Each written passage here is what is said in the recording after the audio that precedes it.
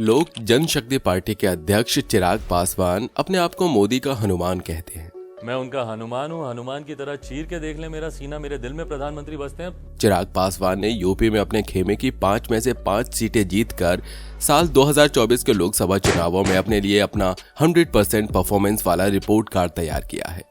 जिस तरह बीजेपी ने मध्य प्रदेश समेत कुछ राज्यों में क्लीन स्वीप किया, इस तरह चिराग पासवान ने भी एनडीए द्वारा दी गई सभी सीटों पर जीत दर्ज की है।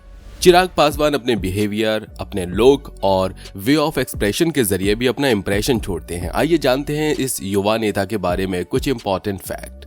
इनका पूरा नाम चिराग कुमार पासवान है। 31 अक्टूबर साल 1982 को चिराग कुमार पासवान का जन्म हुआ था। जिस समय इनका जन्म हुआ था वैसे उनकी फैमिली बिहार के खगड़िया की रहने वाली है। शुरू से ही राजनीति की शिक्षाएं विरासत में मिली हैं। इनके पिता रामविलास पासवान पूर्व केंद्रीय मंत्री रह चुके हैं। वो लोक जनशक्ति पार्टी के संस्थापक सदस्यों में से थे। रामविलास पासवान ने साल 1983 में अमृतसर की पंजाबी हिंदू ब्राह्मण लड़की रीना शर्मा से शादी की। वो एक एयर हॉस्टेस थी।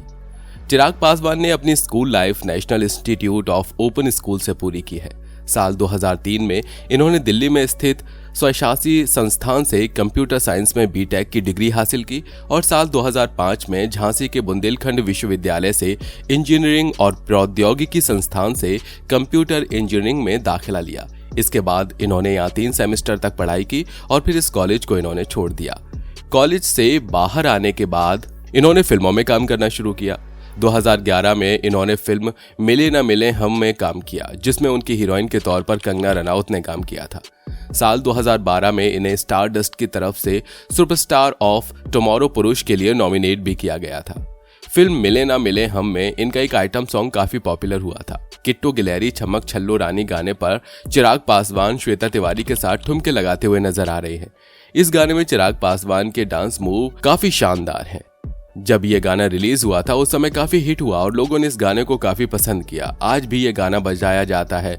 शादियों और पार्टियों में खास तौर से ये गाना देखा और सुना जाता है। क्या आपने इस गाने में चिराग पासवान को पहले ही नोटिस किया था?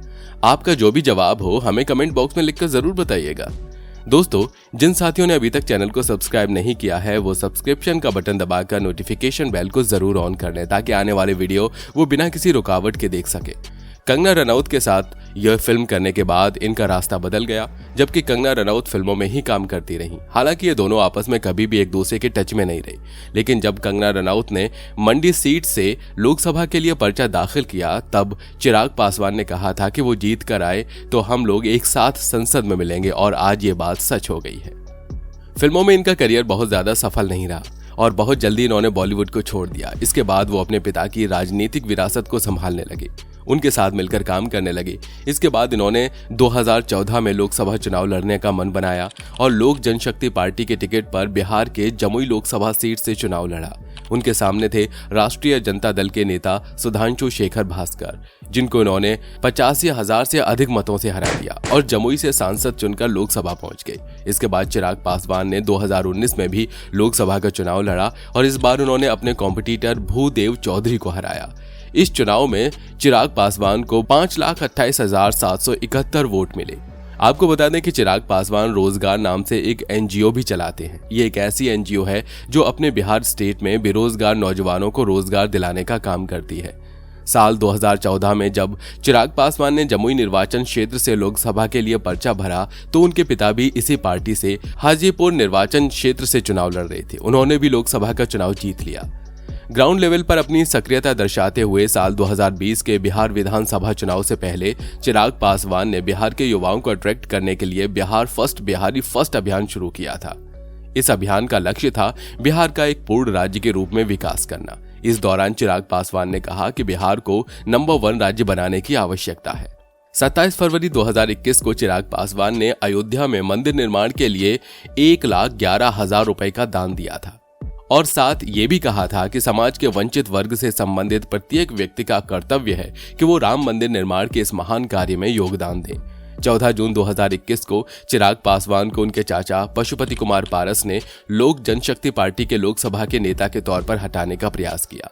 अपने चाचा और चचेरे भाई प्रिंस राज की इस हरकत पर चिराग पासवान ने इसके ठीक एक दिन बाद ही दोनों को पार्टी से निष्कासित कर दिया। उन दोनों के लिए 5 साल का ये निष्कासन उन्हें पार्टी विरोधी गतिविधियों के तहत दिया गया था।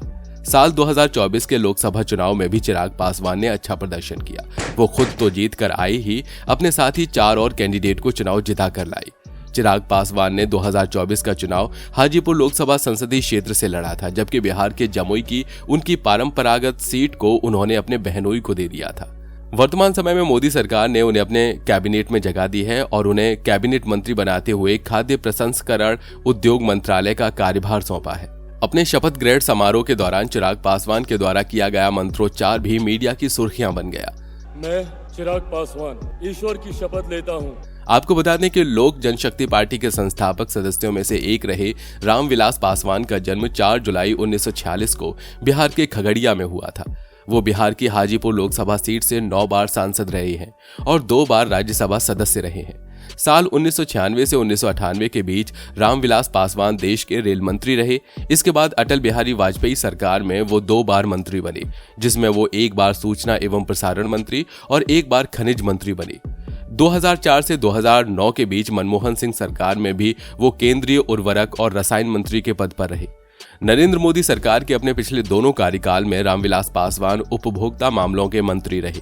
8 अक्टूबर साल 2020 को दिल्ली के फोर्टिस हॉस्पिटल में रामविलास पासवान का 74 साल की उम्र में निधन हो गया। पिता के बाद उनकी पार्टी की कमान चिराग पासवान ने संभाल ली।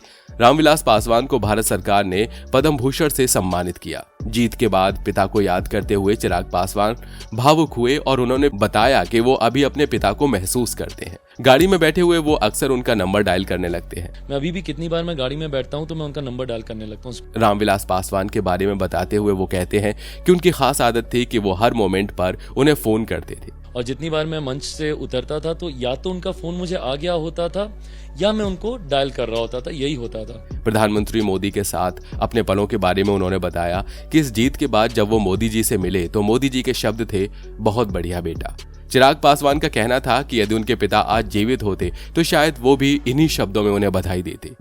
पापा अगर उस वक्त बैठे होते तो शायद वो भी एग्जैक्टली यही शब्द बोलते, बहुत बढ़िया बोले बेटा, जो उन्होंने बोले। इस मौके पर सोशल मीडिया में उनकी और कंगना रनौत की पुरानी तस्वीरें भी वायरल होने लगी, जिन्हें लेकर जब उनसे सवाल किया गया तो वो इस तरह के सवालों के जवाब में केवल हंसते ही रहे। कंगना के साथ अभिनेत्री और नेत्री एक साथ रहे।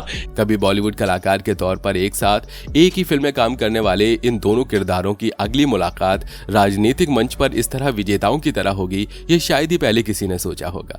दरअसल हाल ही में संपन्न हुए लोकसभा चुनाव में सभी सांसदों की एक मीटिंग दिल्ली में आयोजित की गई थी, जहां मीडिया भी मौजूद था और चिराग पासवान मीडिया के सामने खड़े होकर अपना पोज दे रहे थे। उसी समय उनके सामने से कंगना रनौत गुजरने लगी।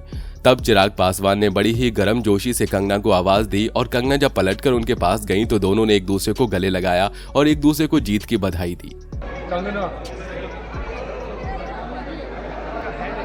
इस खूबसूरत मोमेंट पर वीडियो के लिए एक लाइक तो बनता है, फिर देर किस बात की है, वीडियो को लाइक कीजिए और लगे हाथ शेयर भी कर दीजिए। दोस्तों आज का ये वीडियो यहीं तक। उम्मीद करते हैं कि वीडियो आपको पसंद आया होगा। फिर मिलेंगे एक नई वीडियो में, तब तक के लिए जय हिंद, जय भारत, वंदे मातरम।